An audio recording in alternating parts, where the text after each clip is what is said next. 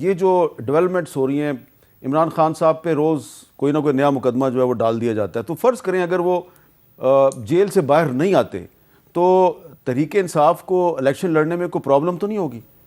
بسم اللہ الرحمن الرحیم. شکریہ عامر صاحب.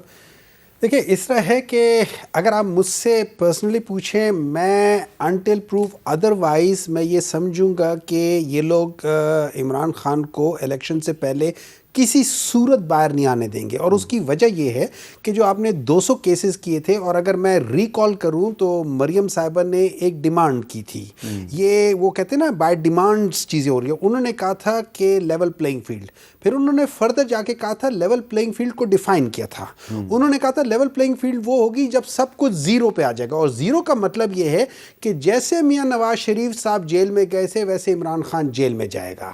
جیسے میاں نواز شریف صاحب کی 200 پیشیاں ہوئی تھی ویسے عمران خان 200 پیشیاں کرے گا. جیسے میاں نواز شریف صاحب کو ان لوگوں نے ڈسکوالیفائی کیا تھا، عمران خان کو ڈسکوالیفائی ہوگا. جیسے پاکستان مسلم لیگ نون کو ان لوگوں نے نشانہ بنایا تھا ویسے پاکستان تحریک انصاف کے ساتھ ہوگا.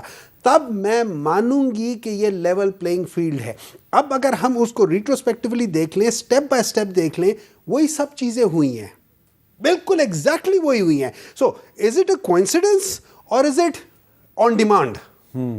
ٹھیک ہے نا، مطلب یہ آپ وہ کہتے ہیں نا، وہ آپ آرڈر دیتے پینڈا میں آ رہا ہوتا ہے، تو یہ کیا وہ اس قسم کی چیز آ رہی ہے کہ جو آپ نے ڈیمانڈ دی اور وہ اس طرح سے ڈیلیوری ہو رہی ہے؟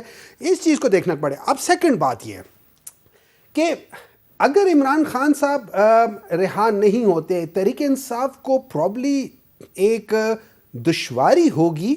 لیکن انہوں نے پاکستان تحریک انصاف کو وہ اتنا بڑا پروپیل کر دیا ہے کہ وہ اپنے مومنٹم پہ جو پاکستان تحریک انصاف نکل جائے گی نا، ان میں سے کوئی اس کو روک نہیں سکے گا. اچھا اب یہی وجہ ہے کہ جو ایکچوئل گیم ہو رہی ہے وہ یہ ہو رہی ہے کہ آپ پاکستان تحریک انصاف کو سلولی اینڈ گریجولی ان کو ون بائی ون ان سے چیزیں ہٹانا شروع کرو. جیسے ہینڈی کیپ دینا شروع کر دو، ایک بار پہلے ایک ٹانگ کاٹو، پھر دوسری ٹانگ کاٹو، پھر ایک ہاتھ کاٹو، پھر دوسرا ہاتھ کاٹو، اور دیکھو یہ کب تک آپ کا مقابلہ کر سکتی ہے. اس کے بعد پھر یہ آنکھیں پٹی باندھنے کی کوشش کریں گے. لیکن ہمارا جواب یہ ہے آپ جو مرضی کر لو، ہم آخری وقت تک یہ لڑائی لڑیں گے، ہم الیکشنز لڑیں گے. اور اگر ہمیں اپنی، جیسے ہمارے چیئرمین گوہر صاحب نے کہا ہے کہ ہم انڈر 19، میں کہتا ہوں انڈر 19 چھوڑو، ہم اپنی اسٹریٹ کے جو کرکٹ ہے نا وہ بھی لے آئیں گے تو آپ کے فرسٹ کلاس کرکٹ سے بہتر ہوگی. اچھا عرفاز دیگی صاحب، یہ کیا کہنا درست ہے کہ یہ 2018 میں جو مسلم لیگ نون کے ساتھ ہوا کہ نواز شریف صاحب کو نااہل بھی قرار دیا گیا اور ان کو جیل میں بھی ڈال دیا گیا، وہی کچھ اب تحریک انصاف کے ساتھ ہو رہا ہے؟ بہت شکریہ میر صاحب. میں نے ہمایوں صاحب کی گفتگو سنی. ڈاکٹر صاحب سے میرا بڑا اچھا تعلق رابطہ ہے اور سیاسی اختلافات اپنی جگہ، لیکن ہم بہت اچھے دوست ہیں ایک دوسرے کے. لیکن ان کی گفتگو جو ہے وہ ظاہر ہے کہ ان کی پارٹی لائن کے مطابق ہے، اور میں بھی جو گفتگو کروں گا اس میں پارٹی لائن کے ساتھ ساتھ کچھ زمینی حقائق بھی ہوں گے. میں اندھا دھند اپنی پارٹی کی حمایت نہیں کر رہا.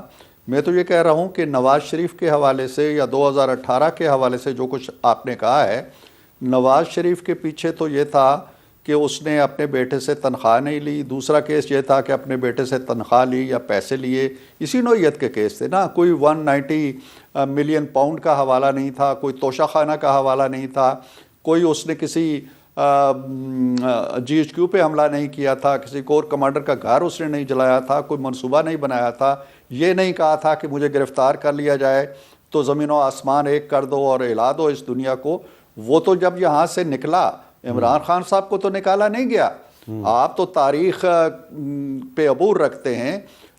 یہ واحد وزیر اعظم تھے جن کو عدم اعتماد کے ذریعے فارغ کیا گیا. باقی وزرائے اعظم کو تو کسی کو عدالت نے نکال دیا، تو کسی کو کسی اور نے نکال دیا، کسی کو مارشل لا نے نکال دیا. یہ تو وہ خوش بخت تھے کہ جن کو قرارداد عدم اعتماد سے نکالا گیا، بڑے آرام سے سکون سے اپنا سامان سمیٹ کے اپنی گاڑیوں میں نکالا چلے گئے. باقیوں کو تو ہتھکڑیاں ڈال کے بختر بند گاڑیوں میں نکالا گیا ہے. لہٰذا یہ کہنا کہ جی کہ کوئی حساب برابر کر رہے ہیں، ہم پہ جو گزری ہے وہ وہاں سے شروع ہوئی تھی جب PTI کے سربراہ ایک کیس لے کے گئے تھے جسے فریولس کہہ دیا گیا تھا، عدالت نے رد کر دیا تھا. پھر وہی کیس چلا ہم پہ، جہاں سے اقامہ پھوٹا، جہاں سے پھر ہمارے خلاف فیصلے آئے اور آتے چلے گئے۔ ہم تو کوئی کیس لے کے نہیں گئے، کیا ہم نے ان پہ کیس بنایا یا کیا ہم نے کہا تھا کہ حملہ کرو GHQ پہ؟ ہم نے کہا تھا جی کہ حملہ کرو، کور کمانڈر کا گھر جلاؤ؟ ہم نے کہا تھا کہ کوئٹہ چھاونی پہ حملہ کرو؟ ہم نے کہا تھا کہ چکترا جلاؤ؟ اگر یہ سب کچھ کیا ہے اور کھلی آنکھوں کے سامنے ہوا ہے تو سامنا کریں نا، بہادر بنے، دلیر بنے۔ آپ ان کی اپنی پارٹی جو ہے دوسرے دن یہ کہہ کے جی کہ ہمیں تو نہیں پتا تھا کہ یہ کچھ ہونے والا ہے، وہ 90% پارٹی چھوڑ گئی۔ نواز شریف کو تو ایک آدمی نے نہیں چھوڑا آج تک۔ تو یہ کہانیاں نہ ہمیں سنوائیں، جو آپ نے کیا ہے اس کے اثرات۔ یہ 18 کا رد عمل نہیں ہے، یہ جو کچھ آپ کر رہے ہیں، جو کھیتی آپ نے بوئی تھی وہ کاٹ رہے ہیں، اور وہ بڑی تھوڑی کاٹ رہے ہیں۔ اچھا، جو آپ کو تو اس سے زیادہ کاٹ رہے ہیں۔ عرفان صاحب، یہ جو شاہد خاقان عباسی صاحب پارٹی چھوڑ گئے ہیں، اس کی وجہ کچھ اور ہے؟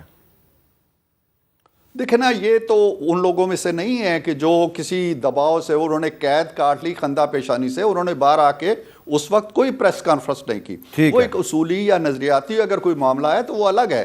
میں یہ کہہ رہا ہوں کہ ان کی تو 90% پارٹی پریس کانفرنسیں کر کے اور دعائی دیتی ہوئی گھروں کو چلی گئی۔ یہ کس چیز پہ ناز کر رہے ہیں؟